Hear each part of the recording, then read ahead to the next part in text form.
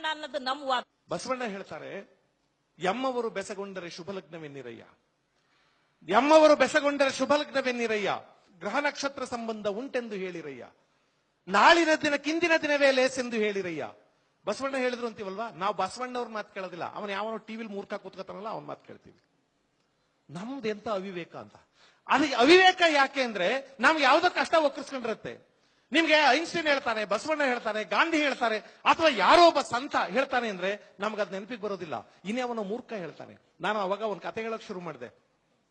ವಿಹ್ವಲಗೊಂಡ ಮನಸ್ಸು, ಕಷ್ಟಕ್ಕೆ ತಾಡಿತವಾದ ಮನಸ್ಸು ಎಂತೆಂಥವನ್ನೆಲ್ಲ ನಂಬುತ್ತೆ ಅಂದ್ರೆ, ನಮ್ಮೂರು ಪಕ್ಕದಲ್ಲಿ ಒಬ್ಬ ಹಿಂಗೆ ಬಂದವ್ರ ಕಷ್ಟ ಎಲ್ಲ ಬಯಲು ಮಾಡ್ತೀನಿ ಅಂತ ಅವನ ಹತ್ರ ಏನ್ ಬೇಕಾದ್ರೆ ಅವ್ನು ಕಲ್ಲು ಮಂತ್ರಿಸ್ಕೊಡೋದಂತೆ. ಕಲ್ಲನ್ನು ಆಮೇಲೆ ಈ ಮಂತ್ರಿಸೋರು ಮಾತ್ರ ಏನೇನ್ ಮಂತ್ರಿಸ್ತಾರೆ ಹೇಳಕ್ಕಾಗಲ್ಲ, ಕೈಗೆ ಸಿಕ್ಕದೆಲ್ಲ ಮಂತ್ರಿಸ್ತಾರೆ. ಕಲ್ಲು ಮಂತ್ರಿಸ್ಕೊಡೋದಂತೆ. ಇವನ್ ಕಲ್ಲು ಮಂತ್ರಿಸ್ಕೊಡ್ತಾನೆ. ಯಾರೋ ಹೋದ, ಸ್ವಾಮಿ ನನ್ನ ಮಗನ್ಗೆ ಹುಷಾರಿಲ್ಲ ಸ್ವಾಮಿ ಏನಾರು ಕೊಡಿ. ಅವ್ನ್ ಕಲ್ಲು ಮಂತ್ರಿಸ್ತಾ, ತಗೋ ಇಟ್ಕೋ ಸ್ವಾಮಿ. ತಗೊಂಡು ಏನ್ ಮಾಡ್ಬೇಕು, ಇಟ್ಕೋ ಸುಮ್ಕೆ ಮಡಿಕ ಆಮೇಲೆ ಹೇಳ್ತೀನಿ ಅಂದ. ಅವ್ನ್ ಮಡಿಕೊಂಡ ಹೋದ, ಮಗ ಸತ್ತೋಗ್ಬಿಟ್ನಾ. ಮತ್ತೆ ಬರ್ತಾನೆ, ಸ್ವಾಮಿ ನೀವು ಕಲ್ಲು ಮಂತ್ರಿಸ್ಕೊಟ್ಟಿದ್ರಿ ಆದ್ರೂ ಮಗ ಸತ್ತೋಗ್ಬಿಟ್ಟ. ಅವ್ನು ಹೇಳ್ತಾನೆ, ನಾನು ಅದಕ್ಕೆ ಕಲ್ಲು ಕೊಟ್ಟಿದ್ದು, ಮಗ ಬದುಕೋದಿಲ್ಲ, ಮನಸ್ಸನ್ನ ಕಲ್ಲು ಮಾಡ್ಕೋ. ಅಕಸ್ಮಾತ್ ಅವ್ನು ಉಳ್ಕೊಂಬಿಟ್ಟ ಅಂತ ಇಟ್ಕೊಳ್ಳಿ, ಸ್ವಾಮಿ ನೀವು ಕಲ್ಲು ಮಂತ್ರಿಸ್ಕೊಟ್ಟಿದ್ರಿ ಮಗ ಉಳ್ಕೊಂಬಿಟ್ಟ ಅಂದ್ರೆ, ನಾನು ಹೇಳಿಲ್ವೇನೆ ಆ ಕಲ್ಲೆತ್ತಾಕಿದ್ರು ಅವ್ನು ಸಾಯಲ್ಲ ಅಂತಾನೆ ನಾನು ಕಲ್ಲು ಕೊಟ್ಟಿದ್ದು. ಈ ದೇಹ ಕಷ್ಟಕ್ಕೀಡಾಗೋದೆ. ಎಷ್ಟೋ ಸಲ ಕಷ್ಟಗಳಿಲ್ಲದೆ ಇದ್ರು ಕಲ್ಪಿತ ಕಷ್ಟಗಳು ಬರ್ತವೆ ನಮ್ಮಲ್ಲಿ. ಅವ್ರಿಗೆ ಏನು ಕಷ್ಟ ಇರೋದಿಲ್ಲಪ್ಪ, ನಾಳೆ ಕಷ್ಟ ಅನ್ಕೊಂಡು ಇವತ್ತು ಬಾಯ್ ಬಿಡ್ಕೊಂತಿರ್ತಾರೆ. ನಾನು ಅದಕ್ಕೆ ಬಹಳ ಸಲ ತಮಾಷೆ ಮಾಡೋದು, ಎಲ್ಲೋ ಹಳ್ಳ ಸಿಗುತ್ತೆ ಅಂತ ಇಲ್ಲೇ ಪಂಚೆ ಎತ್ಕೊಂಡಿರ್ತಾರೆ ಕೆಲವರು. ಹಳ್ಳ ಸಿಕ್ಕದಾಗ ಪಂಚೆ ಎತ್ತಬೇಕು, ಆಮೇಲೆ ಗಂಭೀರವಾಗಿ ಬಿಟ್ಬಿಟ್ಟು ಮರ್ಯಾದೆಗೆ ನಡ್ಕೊಂಡು ಹೋಗ್ಬೇಕು. ಬೀದಿಲೆಲ್ಲ ಪಂಚೆ ಎತ್ಕೊಂಡು ಓಡಾಡ್ತಾರೆ. ಯಾಕೆಂದ್ರೆ ಹಳ್ಳ ಸಿಕ್ಕಿದ್ರೆ ಹೆಂಗೋ ಎತ್ತಬೇಕು, ಅದಕ್ಕೆ ಇಲ್ಲೇ ಎತ್ಕೊಂಡಿದ್ದೀನಿ ಅಂತ.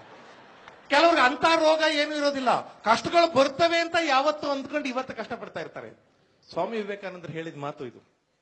ನಮ್ಮ ಮಾತು ಕೇಳೋದಿಲ್ಲ ಅಂತಂದ್ರೆ ಸ್ವಾಮಿ ವಿವೇಕಾನಂದರ ಮಾತನ್ನು ಕೇಳಬೇಕು. ಅವ್ರು ಹೇಳ್ತಾರೆ, ಎಲ್ಲಿಯ ತನಕ ಮನುಷ್ಯ ಕಷ್ಟಗಳಿಗೆ ಈಡಾಗ್ತಾನೋ ಅದನ್ನ ಭೇದಿಸಲಾಗದ ಹೇಡಿ ಮಾತ್ರ ಮೌಢ್ಯಕ್ಕೆ ಶರಣಾಗ್ತಾನೆ.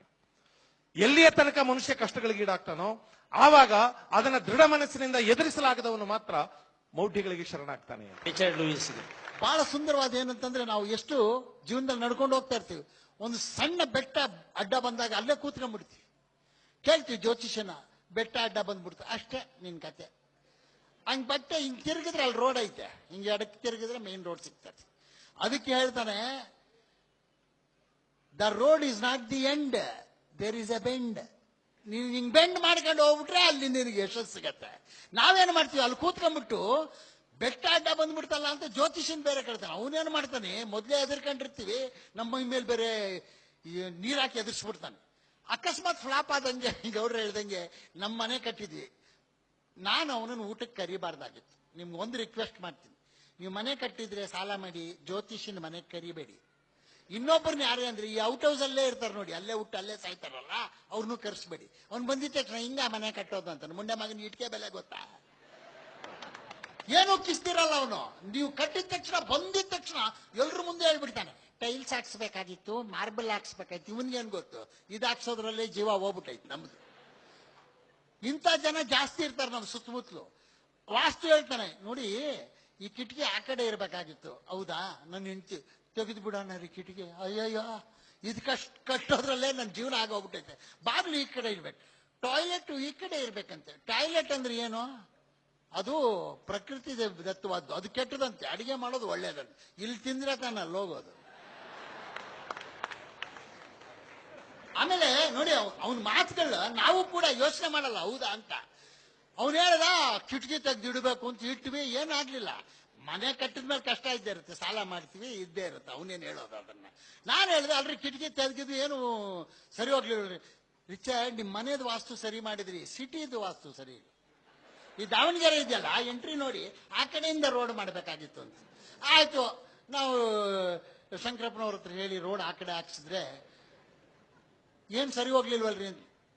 ಈ ದೇಶದ್ದೇ ಸರಿ ಇಲ್ಲ ವಾಸ್ತು. 3 ಕಡೆ ನೀರಿದೆ, 1 ಕಡೆ ಬೆಟ್ಟ ಇದೆ, ಹಂಗಿರಬಾರ್ದು. ಇವ್ರಿಗೆಲ್ಲದಕ್ಕೊಂದು ಕಾರಣ ಸಿಗುತ್ತೆ, ಹೌದಾ. ನಮ್ಮ ದೇಶದಲ್ಲಿ ಕೆಳಗಡೆ ಹಿಂದೂ ಮಹಾಸಾಗರ, ಆ ಕಡೆ ಬಂಗಾಳ ಕೊಲ್ಲಿ, ಅರಬ್ಬಿ ಸಮುದ್ರ, ಮೇಲ್ಗಡೆ ಮಾತ್ರ ಲ್ಯಾಂಡು. ಯಾವ ವಾಸ್ತು ಪ್ರಕಾರ ಇದು ಸರಿಯಲ್ಲ, ಹೌದಾ. ಹಾಗಿದ್ಮೇಲೆ ಇಲ್ಲಿ ಸಂತರು ಹುಟ್ಟಿದ್ರು, ಮಹಾತ್ಮರು ಹುಟ್ಟಿದ್ರು, ಆಮೇಲೆ ಇನ್ನೊಂದು ಬಹಳ ಹೇಳ್ತಾರೆ, ಈ ಮೂಢನಂಬಿಕೆ ಹಿಂದೆ ಒಂದು ಆರ್ಗನೈಸ್ಡ್ ಆದ ಒಂದು ನೆಟ್ವರ್ಕ್ ಇದೆ. ಧರ್ಮ ಮತ್ತು ರಾಜಕೀಯ ಇದರ ಸಮ್ಮಿಲನ. ಆಗ್ಲೇ ಹೇಳ್ದಂಗೆ the worst cocktail in the world is religion and politics. ಇದು ಎರಡು ಎಲ್ಲಿ ಸೇರುತ್ತೋ ಅಲ್ಲಿ ಕ್ರಾಂತಿಯ ಮೂಲ ಶುರು ಆಗುತ್ತೆ. ಇಂಗ್ಲಿಷ್